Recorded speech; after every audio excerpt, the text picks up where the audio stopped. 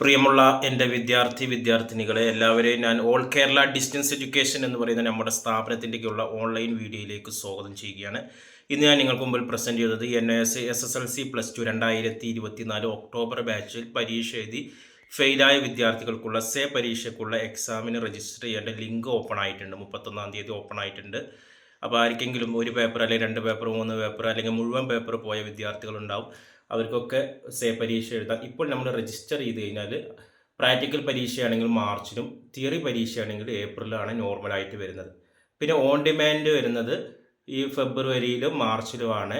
On demand കേരളത്തിലെ 4 ജില്ലകളിൽ മാത്രമേ ഉള്ളൂ: എറണാകുളം, കോഴിക്കോട്, കണ്ണൂർ, ട്രിവാൻഡ്രം. നോർമലായിട്ടുള്ള എക്സാം ആണെങ്കിൽ എല്ലാ ജില്ലകളിലും ഉണ്ട്. പാസ്സാകാൻ ഏറ്റവും നല്ലത് നോർമലാണ്. ഓൺ ഡിമാൻഡ് ആകുമ്പോൾ സ്ട്രിക്റ്റ് വാല്യുവേഷനാണ്.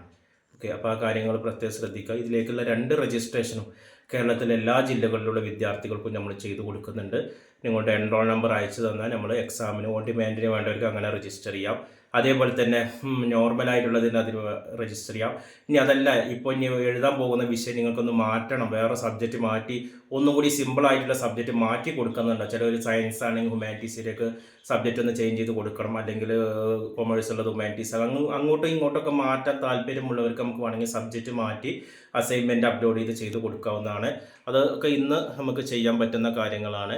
താല്പര്യമുള്ള വിദ്യാർത്ഥികൾ എൻ്റെ വാട്സപ്പ് നമ്പറിൽ കോൺടാക്റ്റ് ചെയ്യുക. അതേപോലെ തന്നെ നമ്മൾ എക്സാം ഫീസ് അടക്കുമ്പോൾ പ്രാക്ടിക്കലിന് മാത്രമായിട്ട് എക്സാം ഫീസ് അടക്കാൻ കഴിയില്ല. പ്രാക്ടിക്കൽ പരീക്ഷ എഴുതുന്നവർ പ്രാക്ടിക്കലിനും തിയറിക്കും എക്സാം ഫീസ് അടക്കണം. അതിൽ നിങ്ങൾ പോയത് മാത്രം എഴുതാം.